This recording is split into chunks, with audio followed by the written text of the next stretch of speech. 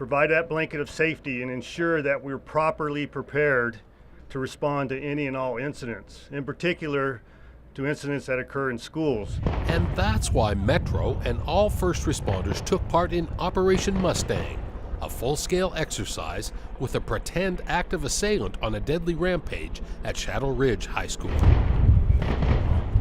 All local law enforcement agencies, 4 fire departments, several specialized strike teams, and local ambulance companies participated in the scenario. One of the first and most important tasks in any large-scale emergency is the ability to communicate. We'll set up what's called a unified command.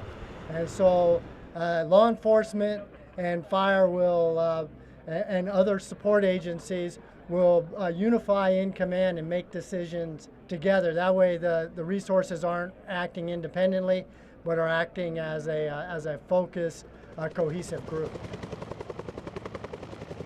The 4 pillars of emergency management are protection, preparedness, response, and recovery. It's every student's unthinkable nightmare and every emergency responder's worst fear, an armed attacker loose on a school campus. Statistically speaking, it's more dangerous for students to drive to school than the threat of an active shooting situation.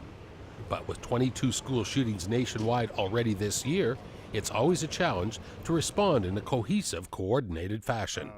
The sheriff stressed that this is not a reactive exercise. Metro personnel and first responders train like this on a regular basis. And understand the scope of this exercise and the need for this exercise. I don't want anybody leaving today thinking this is all a knee-jerk reaction, what is occurring across the United States. In some aspects it is, but this is something we do on a regular basis. All of these agencies and many individuals participating in Operation Mustang were involved in real life-saving efforts from the carnage of 1 October. But training scenarios like this one help ready the entire team for critical incidents of any kind, anywhere in Clark County. As 1 October showed, the response of all agencies in a coordinated effort to safeguard the lives of this community is very important. Today's exercise is another step in our evolution to continue to improve how we do what we do, no matter what the incident may be. I'm very grateful to the sheriff for inviting the FBI to participate in this event. Operation Mustang was named for the Shadow Ridge mascot and took more than 2 months of preparation time. Many of the most important lessons learned from the full-scale exercise will actually take place in a few weeks after evaluations are conducted. What went well, what didn't.